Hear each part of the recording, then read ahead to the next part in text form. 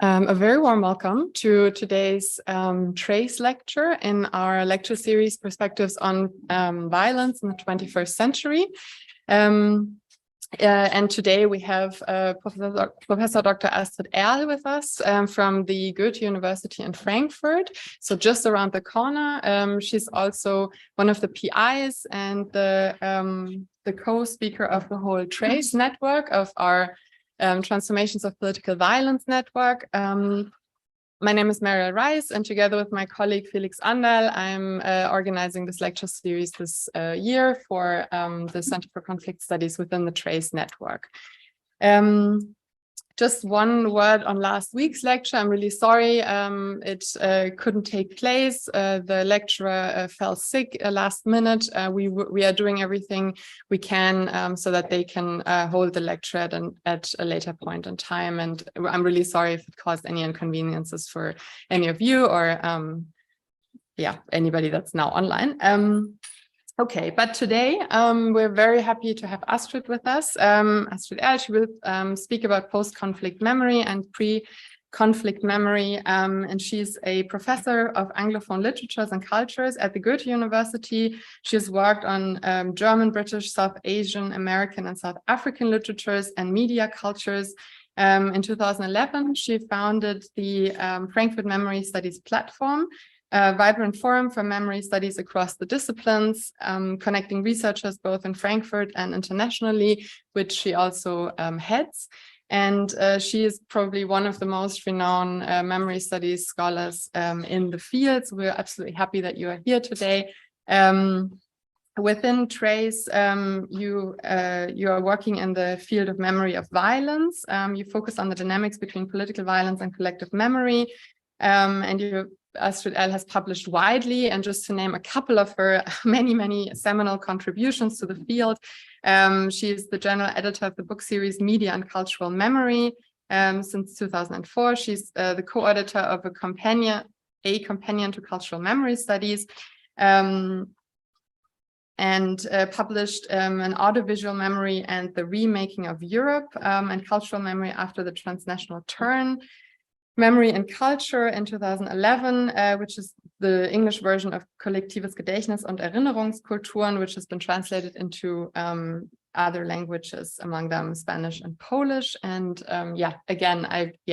it's amazing to have you, and we're really looking forward to your lecture. I'll hand over to you and enjoy. Okay, thank you. So thanks, first of all, for a very kind introduction. Thanks for having me in Marburg. I think this is a wonderful opportunity to get into a conversation about the relationship of political violence and memory. So I'm really happy to be here. Thank you again. Post-conflict memory and pre-conflict memory is the title of my talk. And as I said, I would like to develop a possible memory studies perspective on political violence. And before I start, I don't want to take up too much time with this, but I would like to quickly say what I mean when I speak about memory or collective memory. So what is collective memory? Collective memory is not a thing out there really, but it is rather a research perspective. It is a research perspective that people take on temporal dynamics. So basically you can take any cultural phenomenon, and as soon as you are interested in what is the temporal dynamics of wars, of violence, of anything, of shopping, of a family, as soon as you're interested in what is the interrelationship between past, present, and future in that formation, I think you're adopting a memory studies perspective. A founding figure in the field, Maurice Halbwachs, has termed this collective memory. And this is a term that we have basically schlepped along all the time. But I think many of my colleagues would say today, it's not collective memory, it's not cultural memory, it's not social memory, it's memory. Because we take a quite decided stance saying that even the so-called individual memory in our brains, in our minds, that the neuroscientists or the cognitive psychologists are interested in. Even that is so socially shaped, culturally shaped, shaped by media, shaped also by commemorative cultures, that basically what we're dealing with is a very complex process that has biological, mental, social, cultural, material, medial dimensions. I would like to add these days human and non-human dimensions. And the question is really, depending on where you come from, what discipline you come from, where's your entry point into this process? As a cognitive psychologist, you would probably like to enter the process from mental phenomena. And then you ask, what's the social dimension of these mental phenomena? I'm a literary and media historian, so my entry point is probably from mediations, a film, a novel, a monument. And from there, I move through the process of collective memory. So, and last not least, as you've just seen, it's a key term of in a multidisciplinary field. And when I give my introductions to memory studies in our master programs in Frankfurt, I tend to confront my students with this slide to begin with. And I always tell them, you don't need to learn this by heart, but what I want to show you is just the variety and the plurality of concepts of memory that are out there. And the concepts that you find here in the disciplines are very much set up from the perspective of somebody who works in literary, cultural, and media studies. So quite clear, and that's why we're here, and that's what the exciting thing is about Reiss. It would look differently if you come from political sciences, I imagine. So there is this, let's say, multidisciplinary richness about memory studies. And I think what Reiss enables us to do, has already done so and will do so for the next years, is to connect or to think together these more cultural media studies things with peace and reconciliation studies, with heritage studies, with post-colonial and decolonial studies, also very strong in the network, with feminist and queer studies. I would also like to think with digital studies, as we have represented them in Darmstadt, with international law and social movement studies and so on and so forth. So that's the hope. What I wanted to talk about today, memory and violence. And the memory that comes into play before violence and the memory that plays a role after violence. So I would like to break up the temporal process a bit and look at different directions. And I would like to state something or to posit something that I call the memory violence nexus. And in that memory violence nexus, what we tend to look at, or what I think 90% of the field is engaged in, is how does memory after violence work? And ever since the first, much more so the Second World War, we in the so-called West, we are now in a particular commemorative culture where questions of truth, justice, and reconciliation play a major role. So that would be the modes of remembering after violence has happened. And our key example remains the Holocaust. So think Holocaust here. But then there is, of course, also a particular kind of memory that makes future violence more likely. So perhaps there's also memory before violence. And this is something that I would like to address today, because it's not quite common to think about that in memory studies. So we tend to think about memory after violence.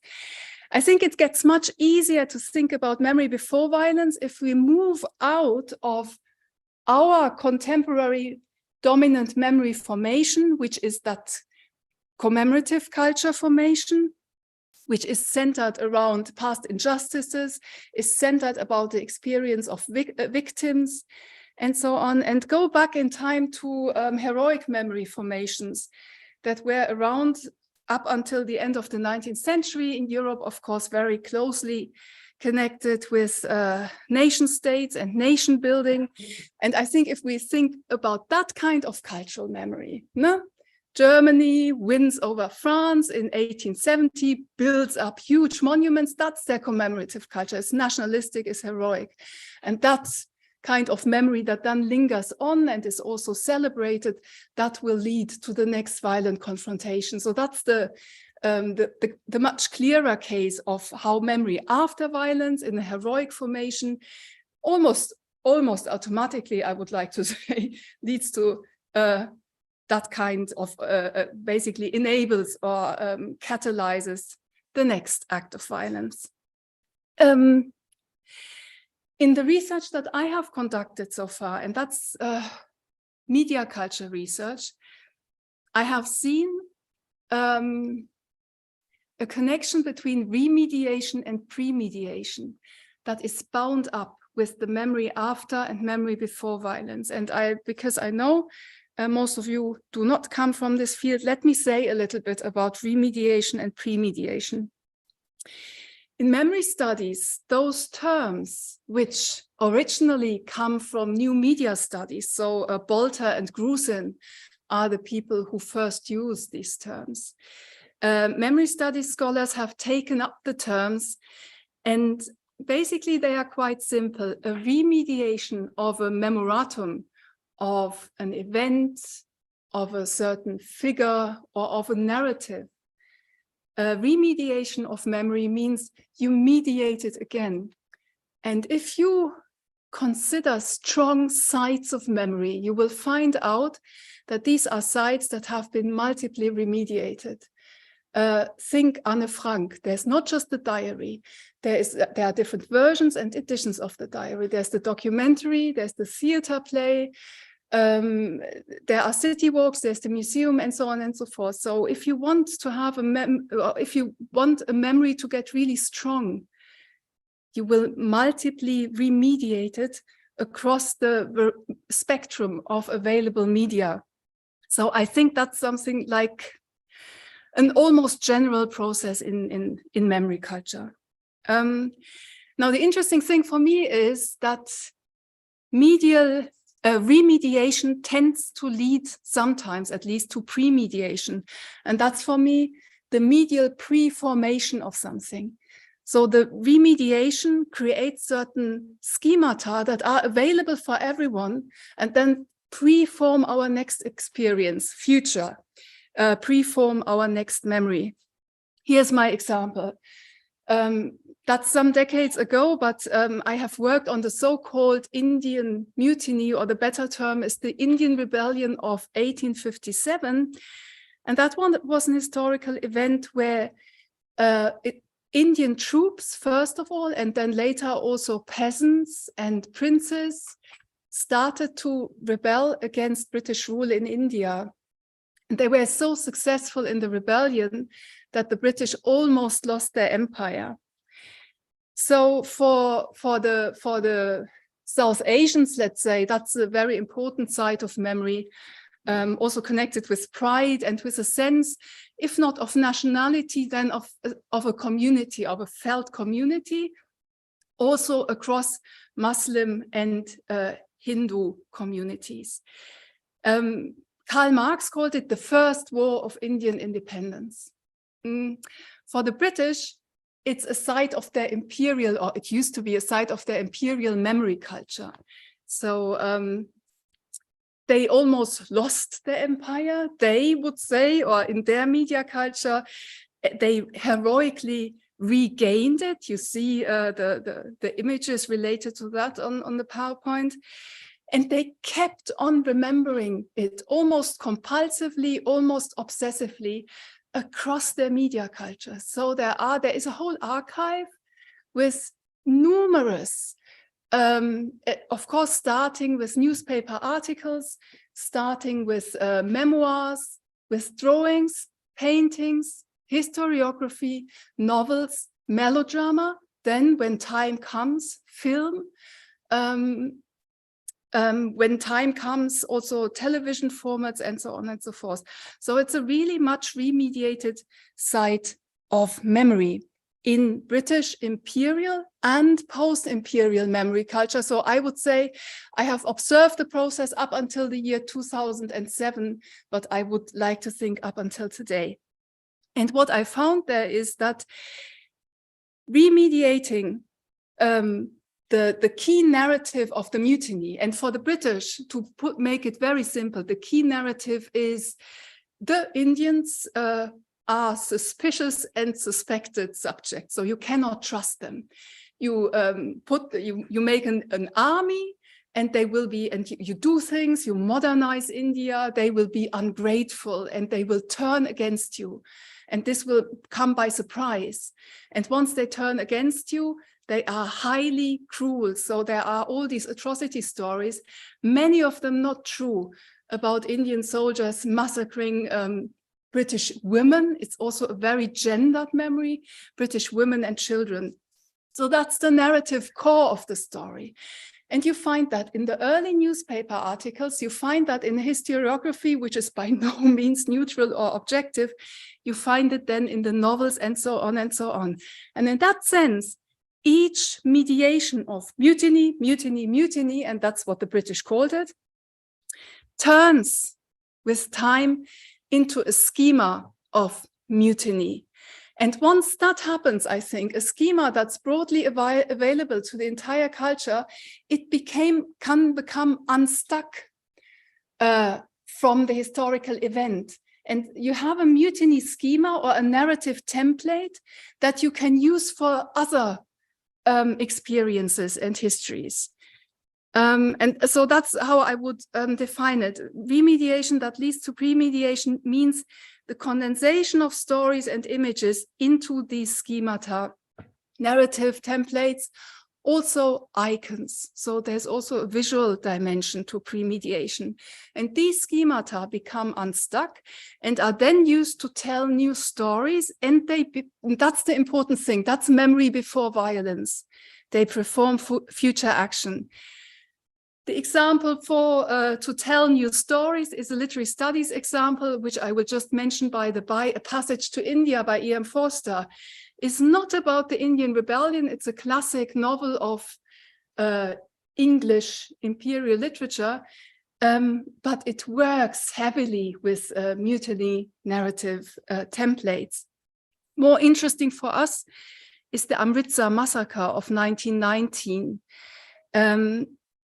Which I would like to say happened because the soldiers at that time, when they were in Amritsar, the British soldiers, and when they saw a large group of Indian protesters who were unarmed, but who were protesting and thus potentially dangerous.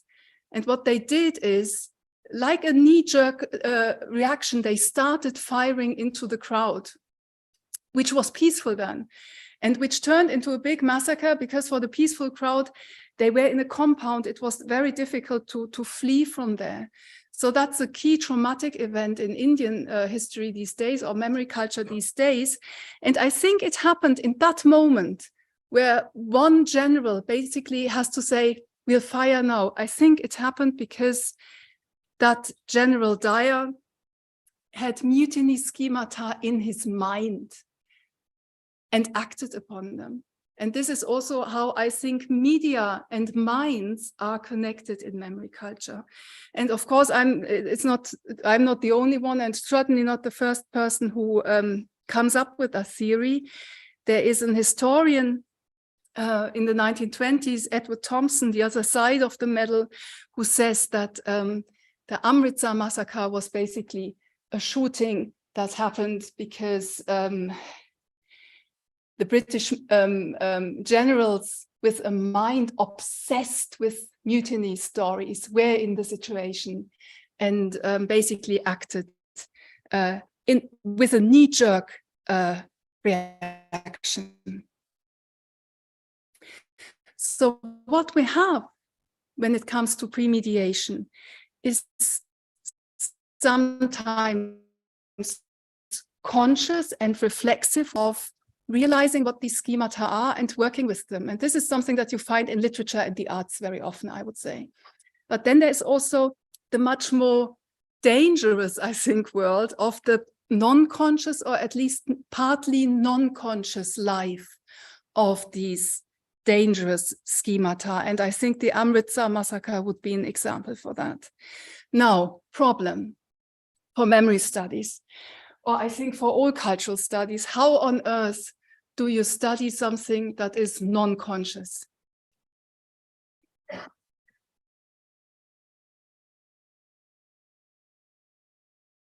So what we tend to study is conscious, explicit, commemorative memory. No, we study how people set up a monument, and almost everybody engaged in the process knows what this is about and what they are doing. How should we study? How can we conceptualize such non-conscious processes? There is a research tradition that is concerned with the collective unconscious. So that goes back to C.G. Jung, but there's also Freud's mass psychology. There is stuff by Theodor Adorno, Derrida on specters, probably. I would like, some of these are interesting. Most of these I find speculative. And I would like to move from this, while recognizing that this is interesting work, but I would like to move on and talk perhaps more neutrally about the collective non-conscious, or something that I call the hidden power of implicit collective memory. So why implicit? Because I take my cues from the neighboring field of cognitive psychology and the neurosciences, and who work with the idea of implicit memory. And I will quickly quote to you what Daniel Schachter says about implicit memory. He writes, "The non-conscious world of implicit memory revealed by cognitive neurosciences differs markedly from the Freudian unconscious because it is far more mundane. It's there every day in our everyday world. It's far more mundane than the Freudian drama about the forces of repression.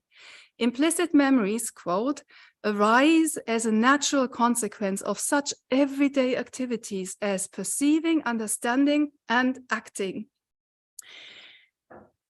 And I would like to take my cue from Schachter's cognitive neurosciences, because I think that this term might be something with which to frame or to create a non-pathological perspective on what is quantitatively the most frequent memory process.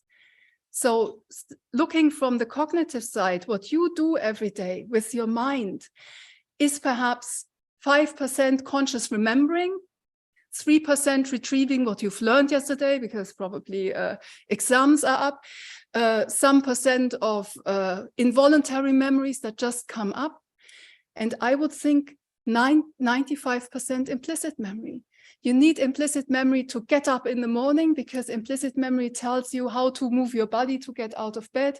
You need implicit memory in order to navigate the city, all the things that you do remember because you've done them before, because you have experienced them before, and you need them now, but you're not conscious that you're remembering. That's implicit memory.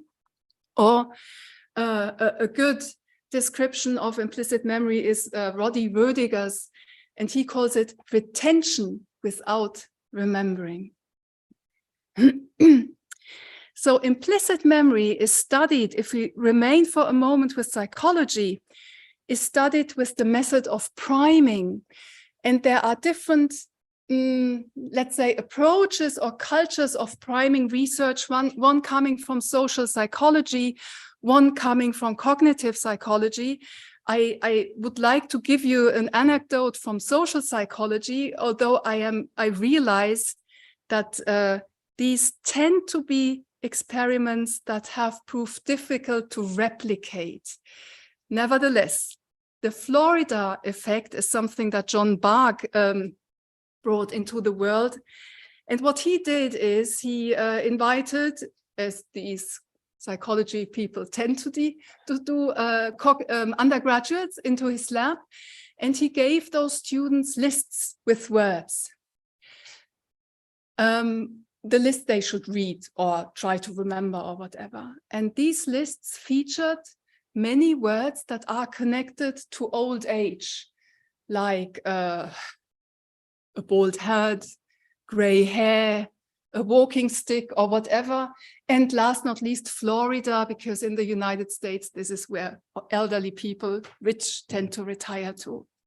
And after that, he had the undergraduates walk across the room. And then he took the time. And then he had a control group and had undergraduates walk across the room without having read all these words connected to old age. And he figured out that the first group, they walked slower.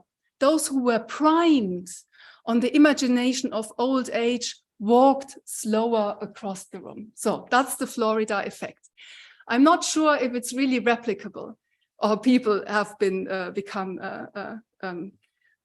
conscious about the fact that it may not be replicable, but I think it tells you how what priming wants, how priming works. They retain that sense of old age without even consciously remembering that they were primed on that. So cognitive psychology tends to study priming with word stem completion tasks. So what they do is they give you a list, for example, that features the word elephant. And if afterwards they ask you to complete a word starting with ELE, if you were primed on elephant, you will come up very quickly with the elephant solution. If you were primed on elevator, you will come up very quickly on with the elevator solution. That's priming. To define it, Carlston, although measured in a variety of ways, implicit memory has been defined fairly consistently as influences of past experience on later performance in the absence of conscious memory for the earlier experience. No? So here we are, non-conscious. Bach has defined 4 characteristics: lack of awareness, lack of intentionality, lack of controllability, and high efficiency. And I think that's also very important if we try in a moment to scale that up to the social levels. And Kahneman famously has called implicit memory something like the medium or the apparatus of fast thinking. Why is this interesting from a cultural perspective? For me in particular, because the various effects that are associated with implicit memory. For example, mere exposure effects, stories that you hear very often in our age of fake news. That's interesting. They ring truer, even if you're not conscious of having heard them so often. So mere exposure gives you a sense of truthfulness, of a reality status of a certain so-called fact. Similar validity effects, similar mental contamination. So you can, in a sense, induce or at least say activate stereotypical thinking if you prime people on something. And interestingly, for the people in the academia, cryptomnesia. So you have that great idea that your colleague had a year earlier and who told you about that over coffee, and now you think it's all yours. So it's a non-conscious memory that lingers and that you're not aware of, that it's a memory. So that's the cognitive psychology side of it. And the question is always how to scale that up, how to think about that in the broader assemblage of collective memory. So what is implicit collective memory? And perhaps to come back for a moment to the logic of collective memory research. As I said in the beginning, for us, or for most memory studies scholar, collective memory is memory, and memory is that assemblage, that interplay of past, present, and future in assemblages of biological, mental, social, material, medial elements.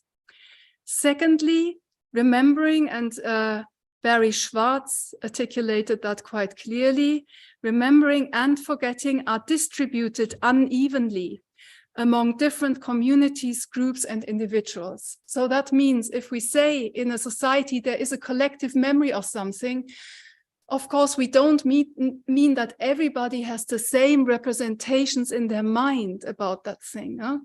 There may be people who have no representation of that in their mind. They just don't know or don't care about it. There are people who feel it very strongly, who know a lot. Take Holocaust. There are people who know a lot. There are people who know a little.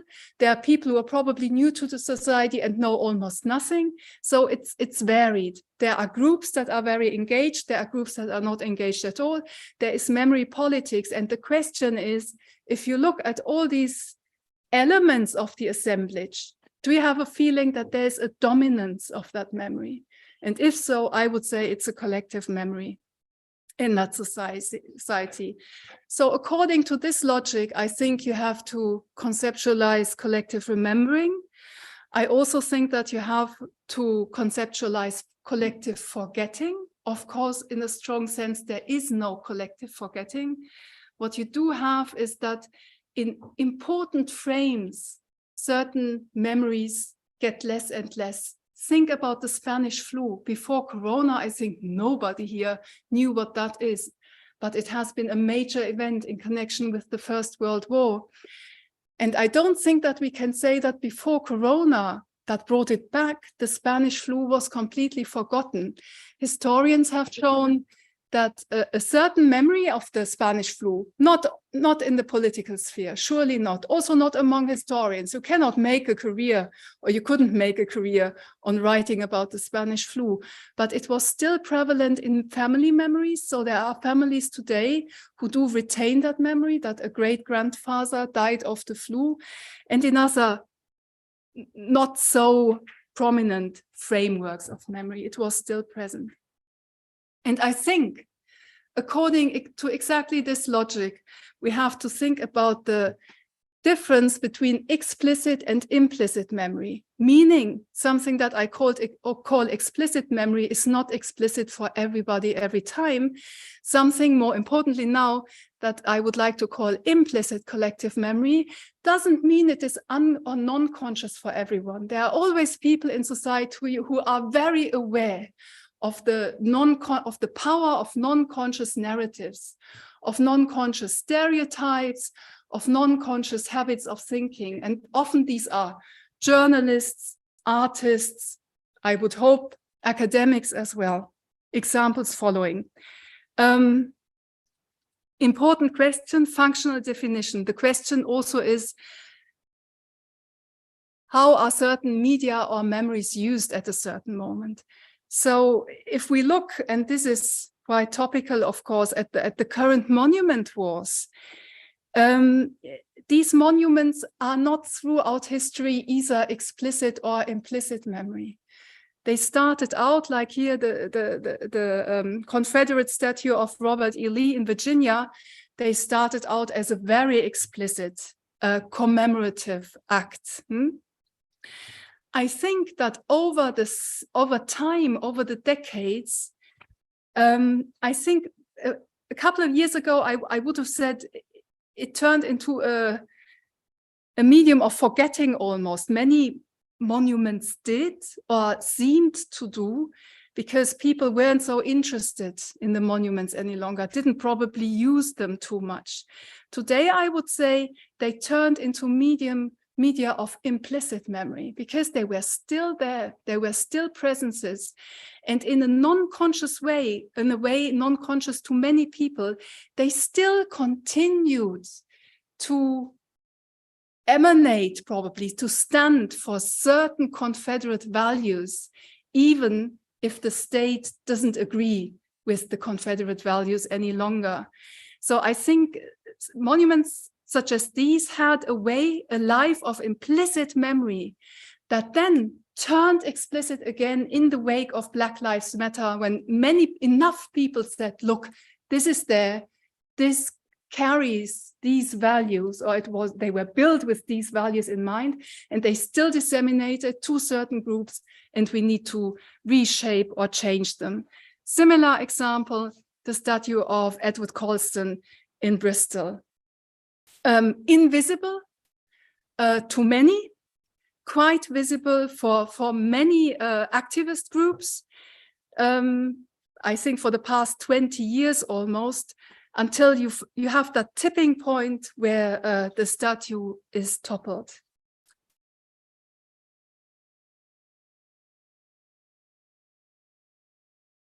Okay, that's probably something we can talk about in the discussion. I don't want to take too much time.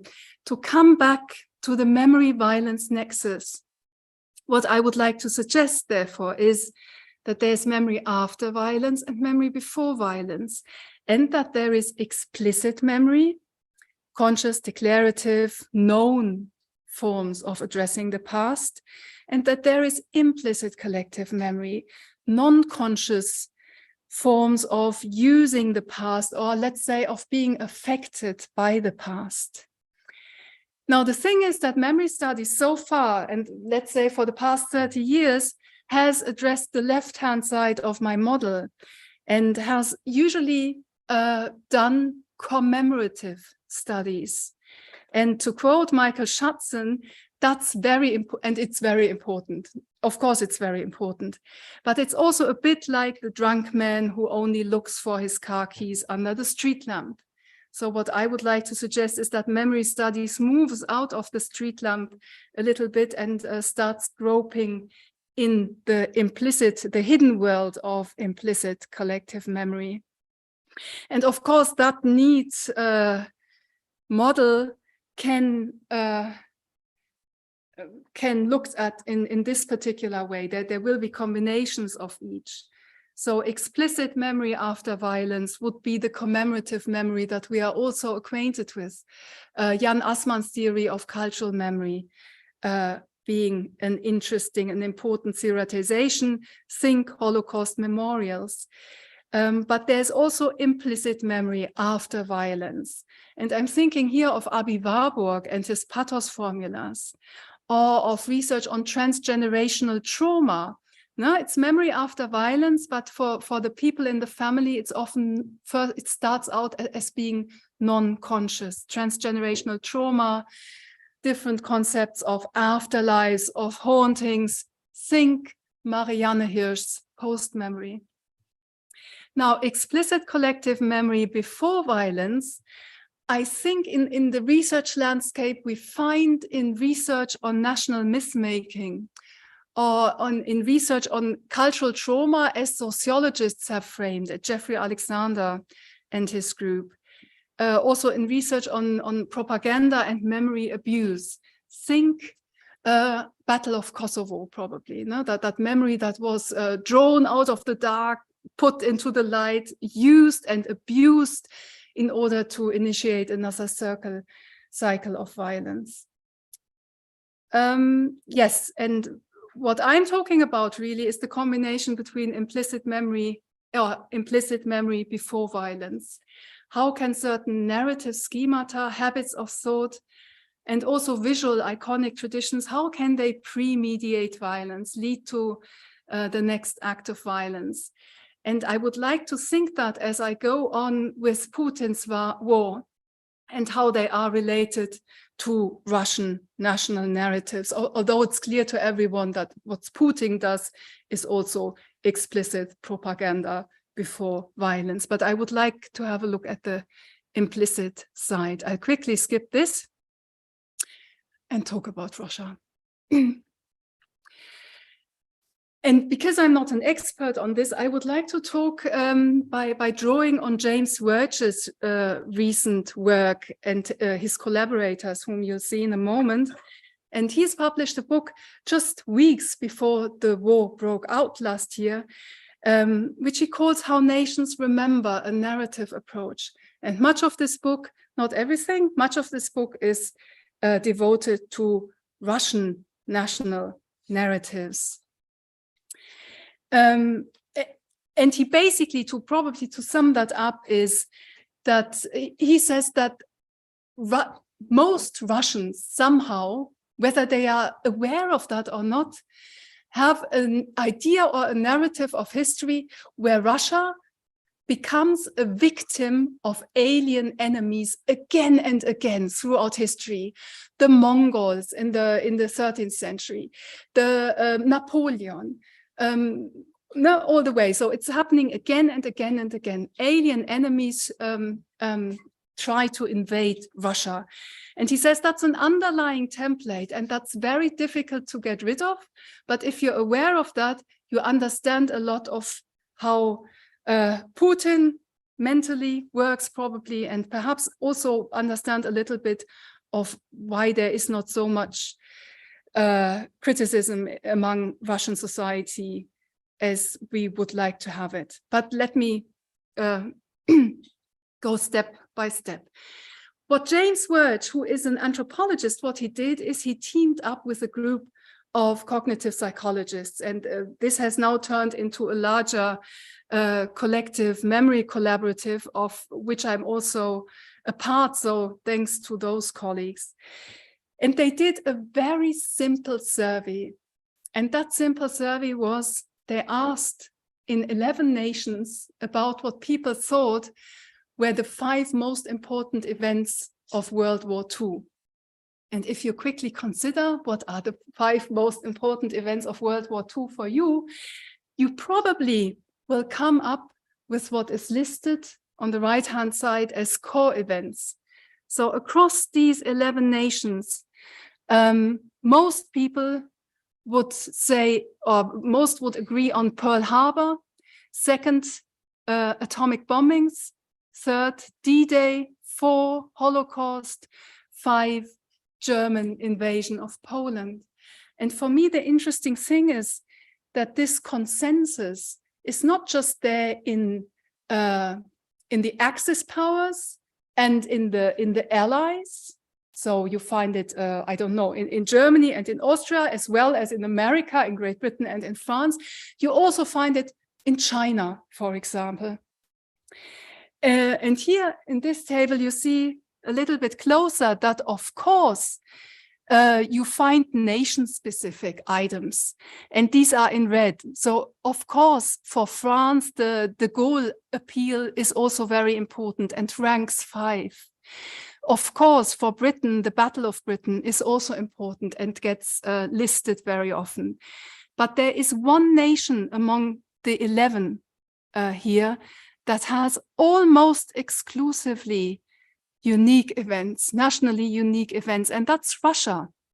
And if you look at these nationally unique events, I think that most of you won't recognize them. Most of you won't probably know what they historically were. Battle of Stalingrad, of course. Battle of Kursk, Siege of Leningrad, Battle of Moscow, German invasion of USSR, Battle of Berlin. So Russian interviewees or people come up with a different set of core events. What does James Wirch make of this? He says, what this shows is that there are different underlying narrative templates. You can tell a first story about the First World War, the Second World War, the one that we know, and that would be starting perhaps with Pearl Harbor, talking about D-Day as a turning point, talking about the atomic bombings of Japan as a terrible final or aftermath event, and talking, of course, about the Holocaust extending throughout these years. And with the Russian items, you would tell a very different story. And James Wirch says, of course, a Russian-centered story, and then also a story that comes back again and again to a position of being a victim of alien enemies and trying to fight them off. So that's the attack by alien enemies narrative template that he sees. And I cannot quote him now because there's the bar hiding this, but doesn't matter. Basically what he's, Wirch uses the term narrative templates where narratologists or other psychologists might want to talk about narrative schemata. And the first person to really introduce the idea of narrative schemata is Frederick Bartlett, cognitive and experimental psychologist, published in Remembering in 1932. And I don't give you an example of a narrative schema. I give you an example of a visual schema because that's easier. If you do serial reproduction and give person number 1 an Egyptian owl, the hieroglyph, no, the first thing, and then say, okay, copy it and pass it on to your neighbor, then in great parts of the world, if you pass on and pass on and pass on, the owl will turn into a cat, because that's what we're acquainted with. We are not acquainted with on an everyday basis with the Egyptian owl. So that's a visual schema. And visual and narrative schemata are part of collective memory. They are socially shared. They are culturally specific. That was important for Bartlett. And what is important for me, and also a problem, they are not directly observable on the level of discourse and media, because that is what my training would allow me to do. Look at what's there. And now we have to look in a roundabout way about the things that are there, but are not conscious, are not known, are not talked about. I quickly sum up something that I said in less intelligent words a minute ago. So the Russian narrative template of alien attack by alien enemies, that goes back to Teutonic Knights and Mongols, Poles in the 17th century, Swedes in the 18th century, the French during the Napoleonic Wars in the 19th century, the Germans, of course, of the 20th century. And Wirch says the narrative habits around these past existential threats are now being applied to NATO and to the West. And I know that many of you now think, but of course, there is Putin's conscious manipulation of memory culture. Huh? There is his conscious propaganda, his conscious abuse of collective memory. That's certainly there. That's very explicit. It's very in your face. But I would say that's not all. It's never enough to just have somebody on top manipulating something, thinking up a propaganda. You need a resonance among people. So I don't really buy into the 1984 model of collective memory that says only the top does it. You need people to comply with it, and people to whom all this sounds true and reasonable and quite right and normal. And I think this sense is created through implicit collective memory. And I think that's my last quote. That's the then again. And I'm quoting, I only realize now, quoting back to you people from Frankfurt, so the cycle closes, Lothar Brock and Henrik Simon, who say even propaganda refers to an audience which constitutes itself around a set of certain normative expectations. And I would say, from my vantage point, a set of certain narrative expectations. No? What's the story that makes sense for example, a Russian society? Very last word, if that's the memory violence nexus, and that's how the slots are neatly ordered, I think the reality out there that we're faced with and that we should study looks like this. There's so much implicit collective memory at work. It's a hidden power. And comparatively, there is very little explicit collective memory, but our expertise so far only lies on the very small left-hand side and should extend towards the right-hand side to implicit memory as well. Okay, thank you.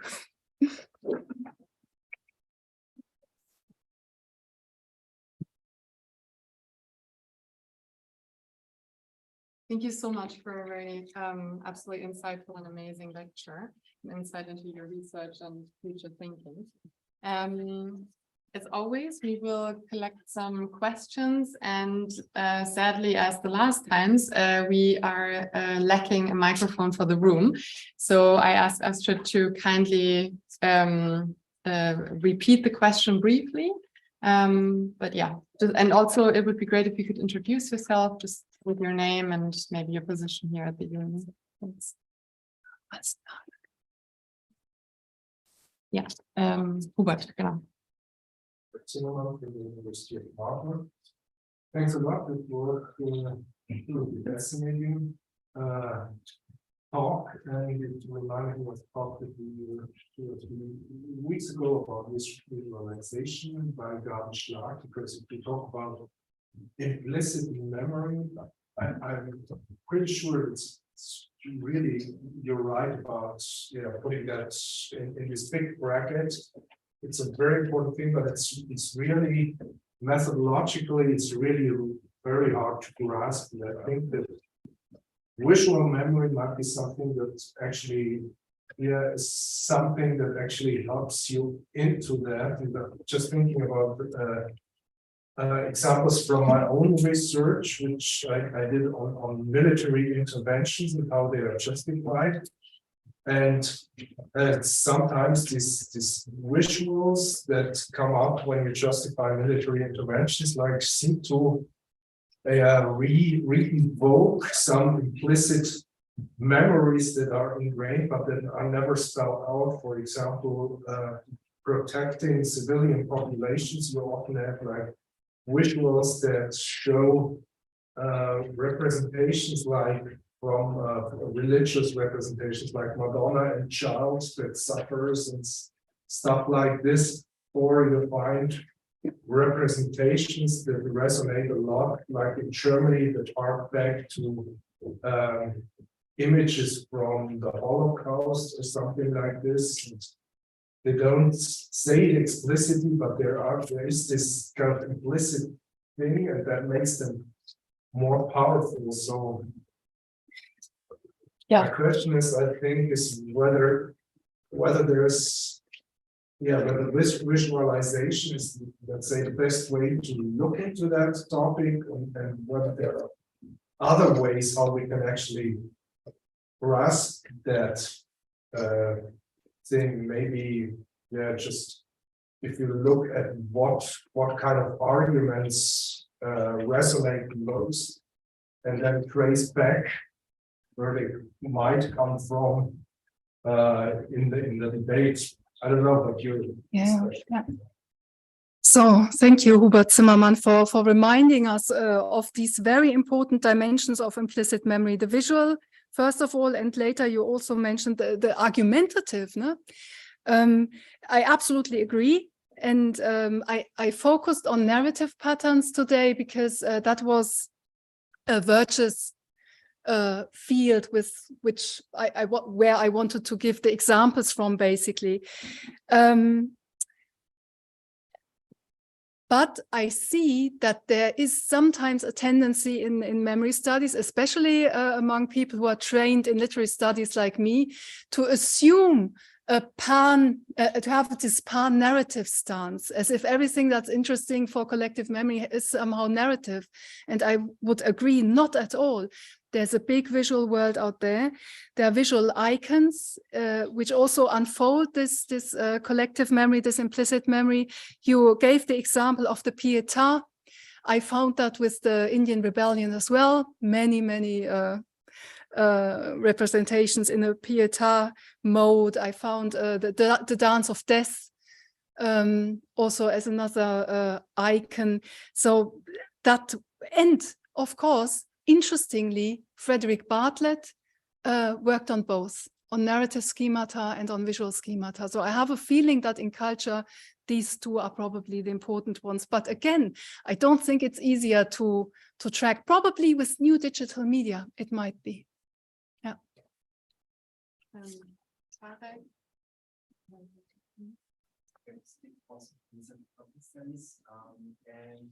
also very interesting lecture. I have 2 questions, and then maybe like so first of all, I would be very interested in your thoughts on how heterogeneous state propaganda basically when it comes to venues. Because to me it seems like, following your argument, that this would be more effective if there was a heterogeneous remediation of memories. So it's not like a singular source that says this is how we remember things, but we maybe have multiple sources slightly different nuances, kind of different areas, maybe also being normatively at odds with each other, but pushing towards a similar goal of remembering.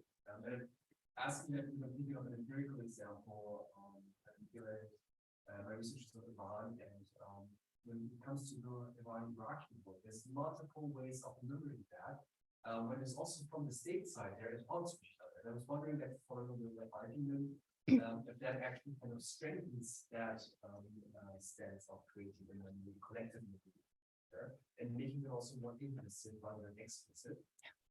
My second question would be, to what extent you see space for a contentious memory? So basically, can these memories be challenged? Can there be alternative narratives, histories, or is the implicit component of collective memory just too strong to do that deliberately? So wondering at what space you would give that. That's what my half was just related to this discussion about narratives and visuals.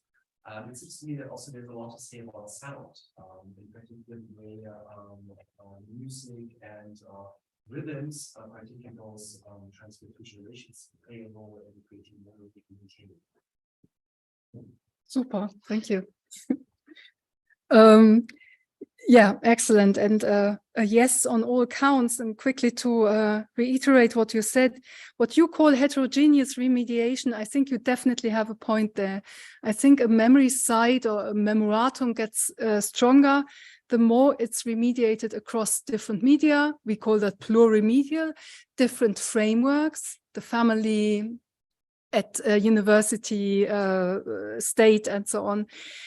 But you brought in something else, and that is they can also be conflictual. And that, I think, too strengthens the memory side. I think that wounds that remain open or memory sites that remain there in the public sphere, they are often conflictual ones, which cannot, which basically in that sense remain their energy, their mnemonic energy. So where does the contentious politics come in, or probably memory activism? Yeah, I think the challenge is to make these templates visible, to make these habits visible. And coming from literary studies, my first sense is that this may be the point where memory activism ties in with art and literature, because these aesthetic media often enable that visibilization of the stuff that are terrible habits or strange ways of narrating things that are nevertheless very prevalent. And I absolutely agree about sound. That's something that we need to add, sound, rhythm, and speaking about habit, probably also the bodily habitus. There's increasing work on memory and dance, for example. So I feel that can somehow be connected to the implicit world as well. Thank you.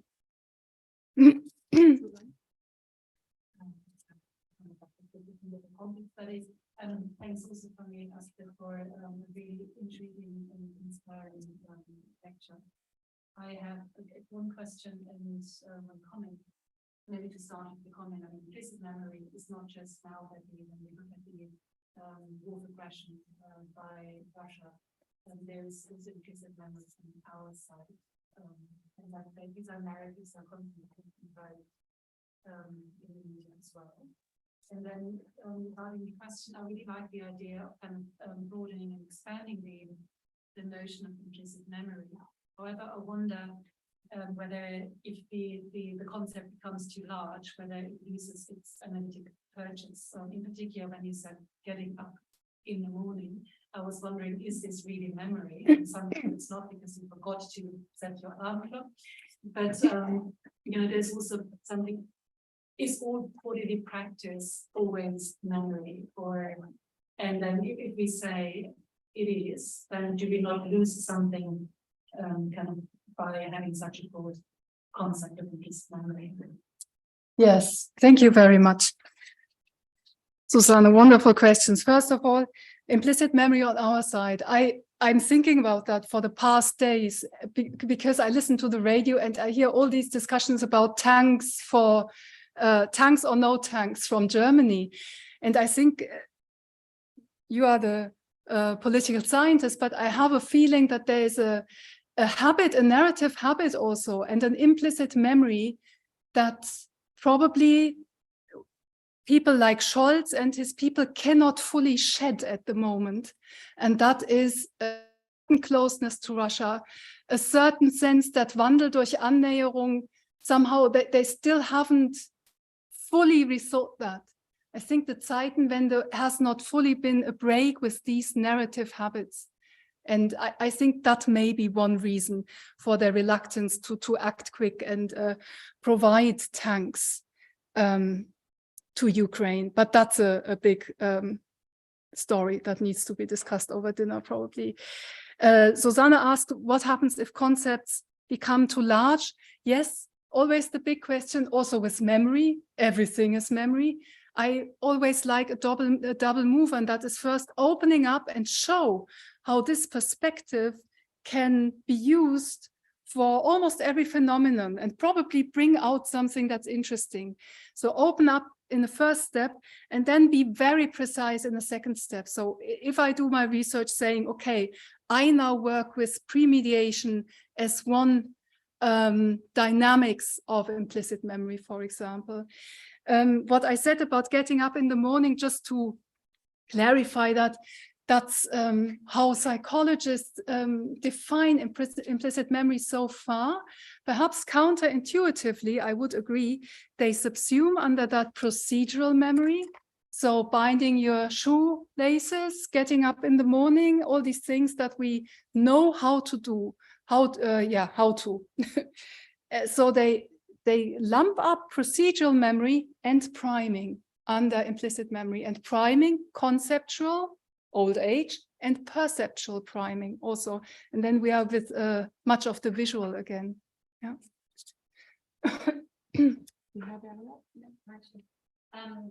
Hello, my name is Mariel. I'm a student of cultural and social anthropology, and I wrote my bachelor thesis partly on collective memory. So I read a few of your articles, and I also read your article from 2020 when you wrote about Corona memories. And you talked briefly about people participating in the debates through social media, which you also talked about a few moments ago.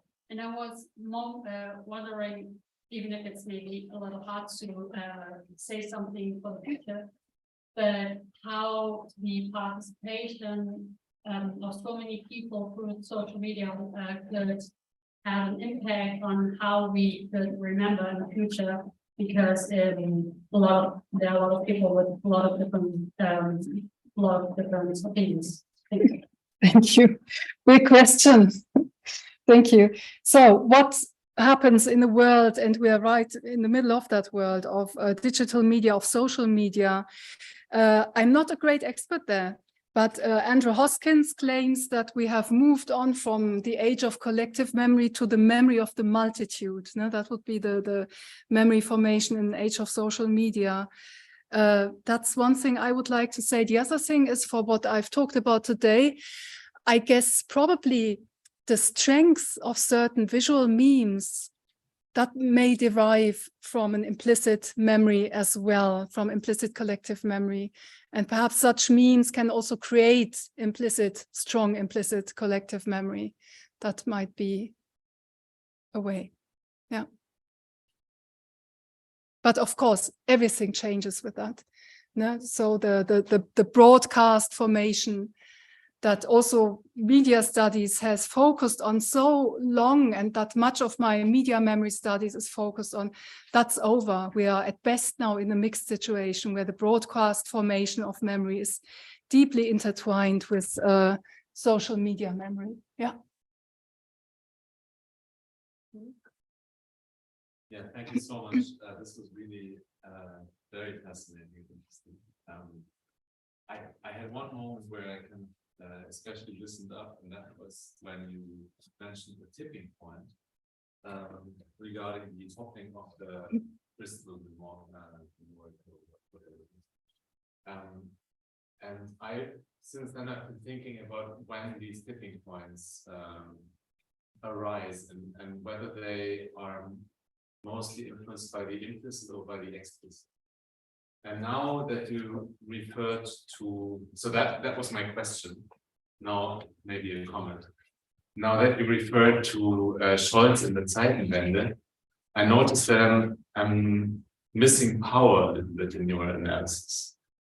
Because the Scholz and Zeitenwende issue, I would have explained with, well, power games, really. I wouldn't say it's about memory. They didn't forget their old narrative. It's just a question of whether they can still hold it in a different opportunity structure, in different discursive atmosphere. So I think similarly in the toppling of the statue situation, maybe these people were walking past the statue always wanting to topple it, but they didn't feel powerful enough to do it.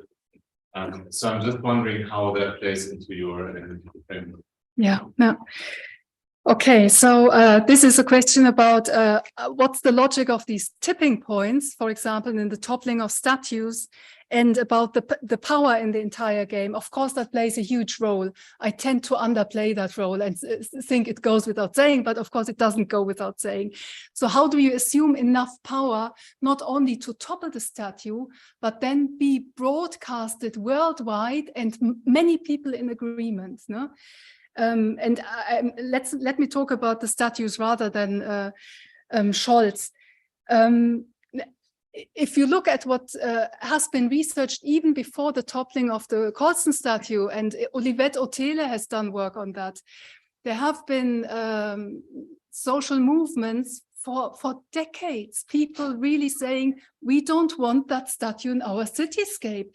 It stands for this and this history of slavery, of accumulation of wealth, that then later is turned into philanthropy, but it has these dirty roots. It is what Anne Rigney would call a toxic monument.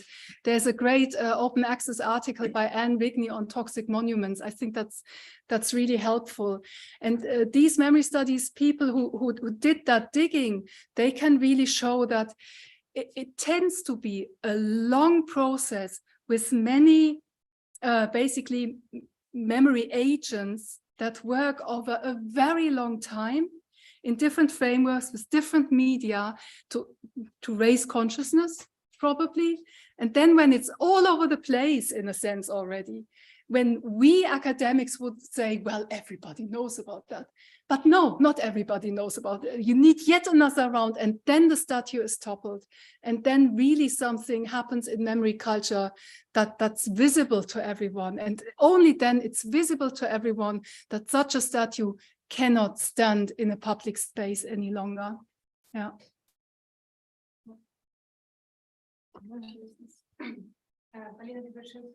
University. So first, I would like to thank you very much for your lecture. It was very interesting talk, and also for your contribution to the memory studies, which raised a lot of good scholars. And I think Jeffrey Olive also mentioned that once in the seminar that I debated. So I want to ask you two questions.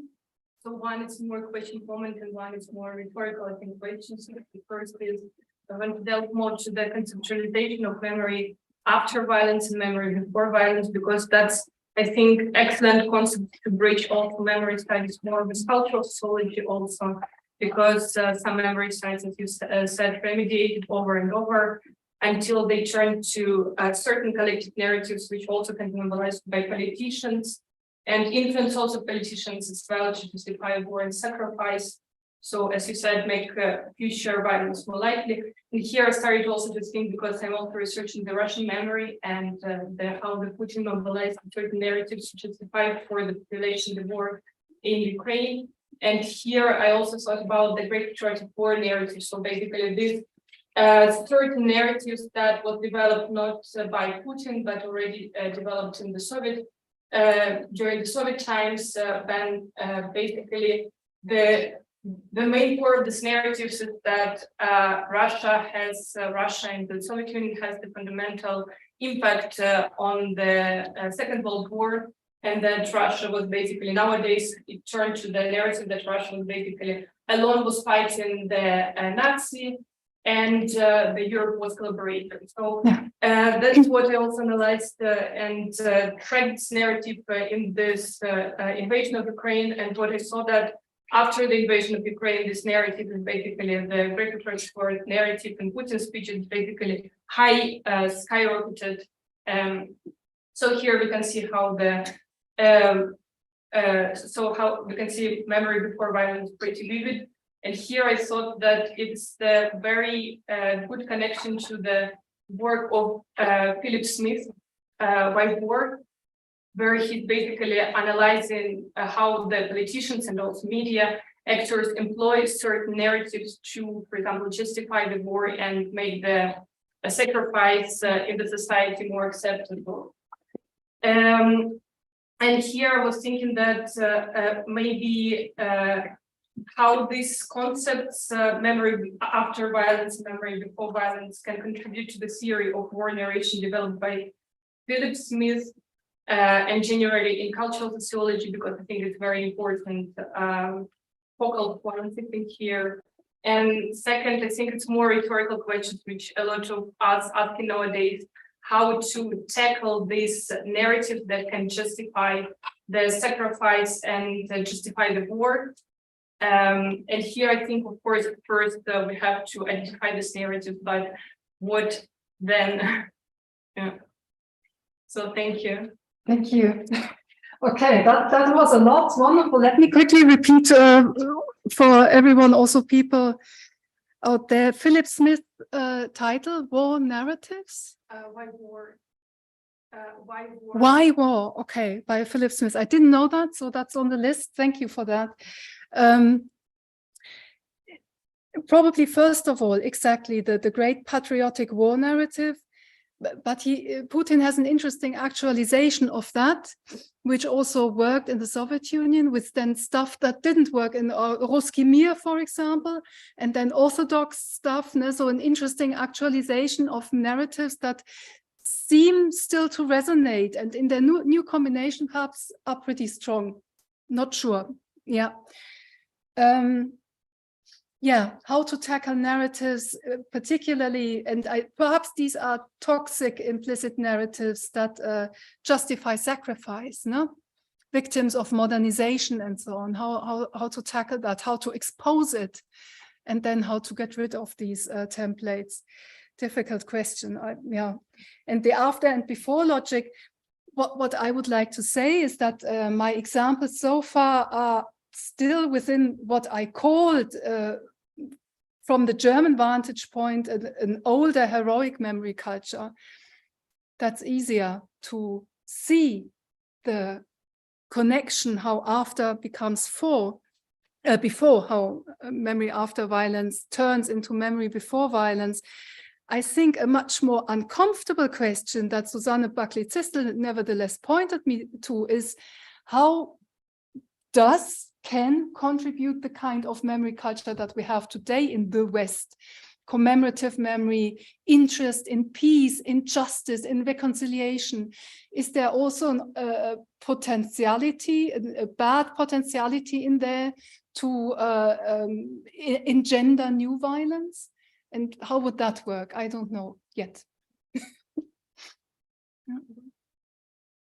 Yeah, sorry. I have to come in for a second time because that remark that Susanne made so interesting, because we just talked about the Scholz puzzle in the seminar before it came here, and it's also like on the whole group where I am international relations specialist. It's a real big puzzle, but I think it's an excellent example of both implicit memory and memory before violence, and not in the sense of change by trade, but maybe focused on this tank question, which kind of evokes certain memories among male people from this generation, mainly the idea of German tank armies going to Russia, if you read about those histories.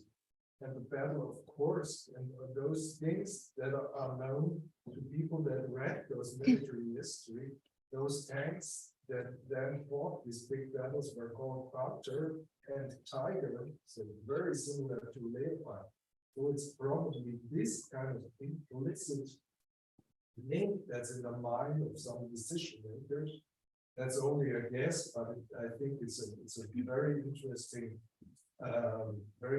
guess, because actually there are no like really convincing arguments why you should be able to send things like Patriots and other deadly stuff, but not like this conventional tanks that are called Leopard. Yeah, yeah. That's extremely interesting. And I cannot say right now anything that would really hold, but I have a feeling too that when Scholz and his people try to think about tanks that are meant to fight against Russian troops, that at least at the back of their minds, and they have many other issues that may be monetary and that may have to do with electorate and so on, but there may be on the back of their minds. And these are social democrats. So on the very broad left-hand spectrum, a whole history of peace movements, a whole history of a commemorative culture that says never again German tanks wherever.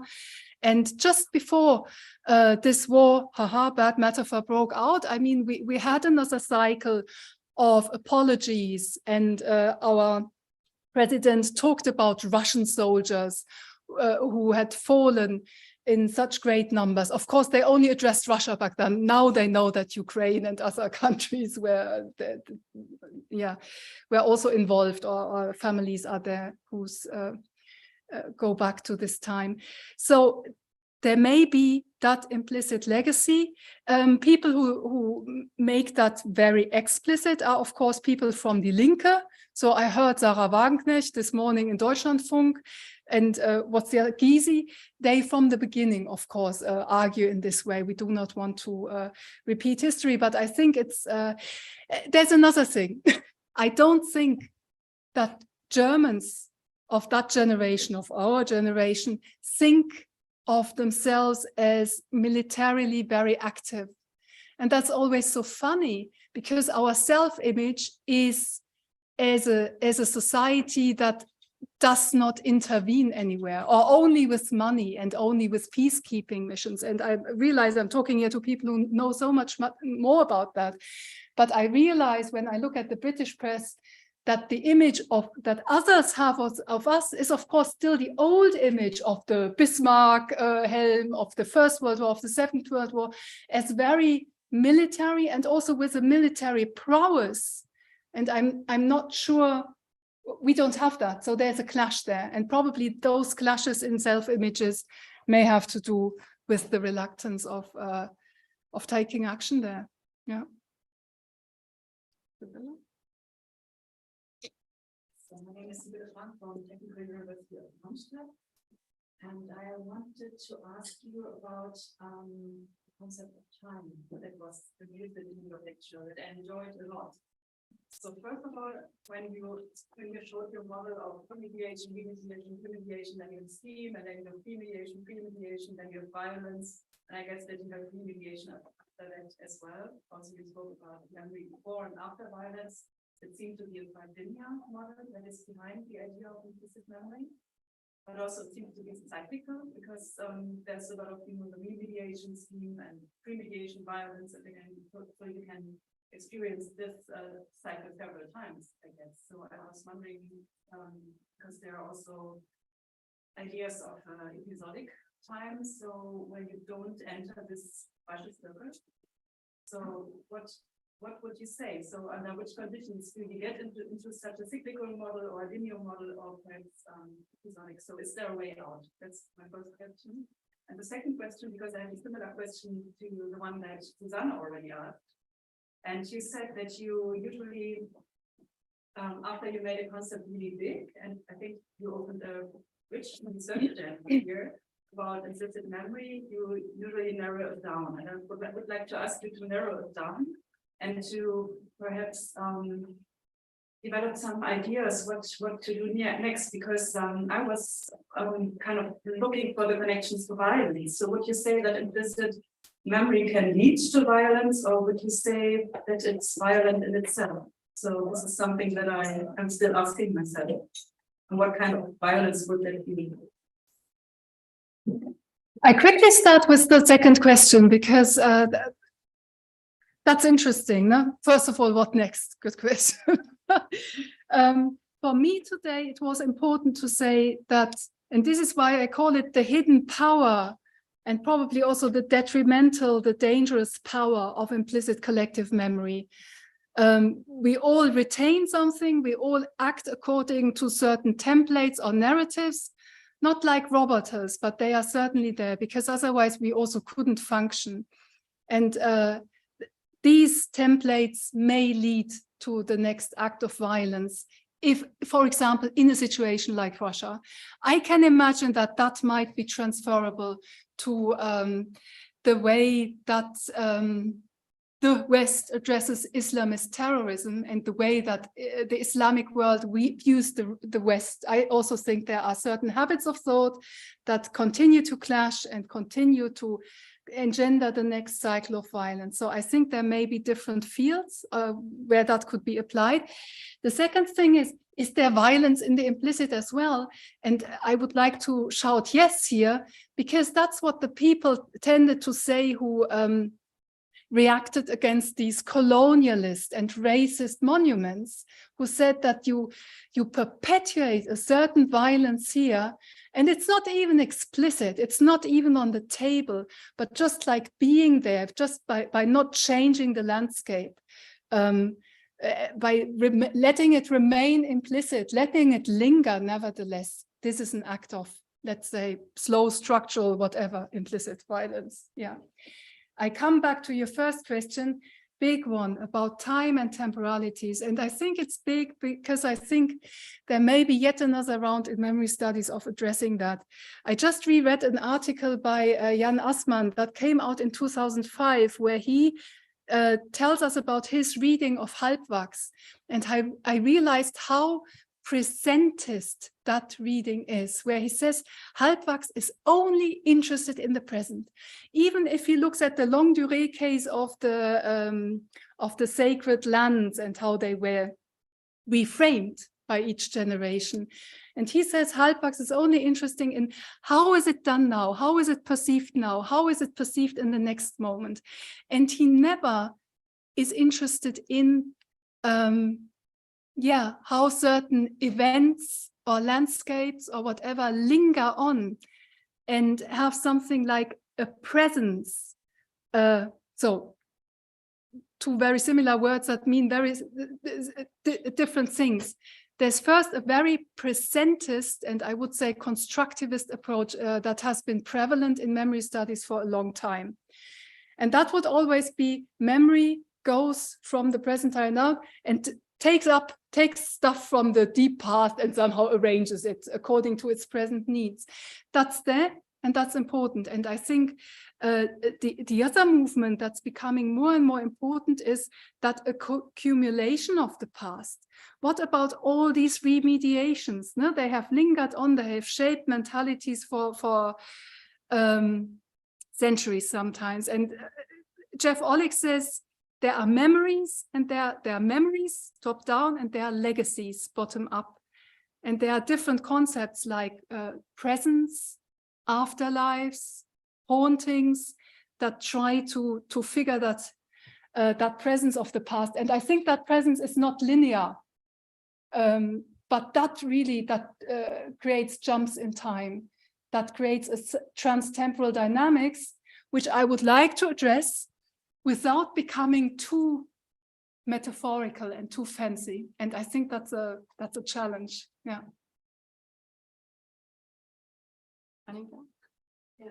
Do we still have time up here? I have a short but difficult question. Coming back to your last slide, there was an explicit call for memory studies to focus more on implicit collective memory. And does this have any methodological implication? Yeah, absolutely. Absolutely. It's a huge methodological challenge, depending from where you come. as I said, for me, I'm trained to look at what's there, look at the discourse, what do people say, and that's very explicit, of course. But on the other hand, I would say there is something like a path dependency. We do what we can do. And because I can look at explicit memory, I will go on like this for the next, I don't know, 15 years until my retirement. And that's something that I don't want to do. So I have a feeling it's there. I have a feeling it's methodologically very difficult to grapple.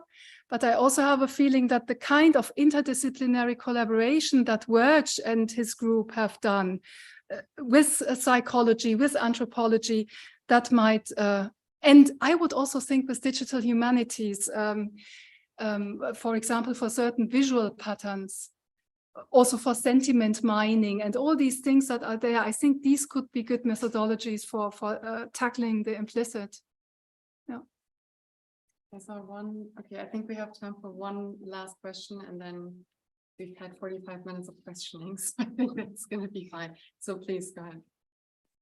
Thank you. I have a conceptual question.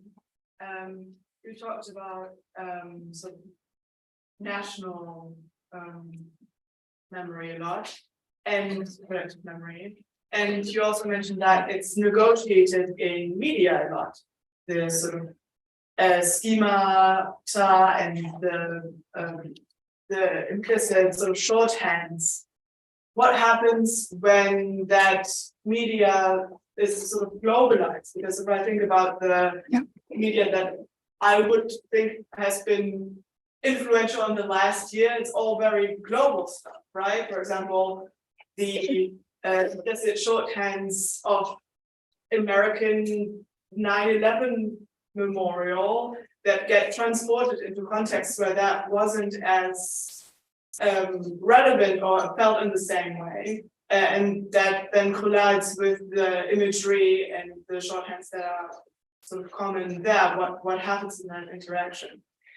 I'm very grateful that you're asking this question. And I mean, why on earth should Germans remember Pearl Harbor most of all, or Italians? And my answer is because of the Hollywood film of the same name.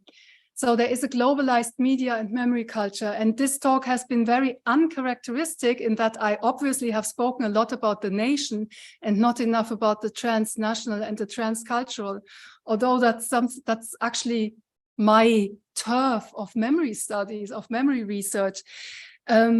So yeah, there are all kinds of transnational dynamics, and the Hollywood, the globalized media would be one, the social media would be another. I think I've come back today to the national because in spite of these flows, it's still there. And I feel we see it now for Russia, how it's there, because that's where politics are made. That's also where commemorative politics are made. And that's where still, perhaps for the older people, the broadcasting that tends to be still national. And of course, for our templates, the education sector is still national. So, but it's certainly, both is there and both needs to be addressed.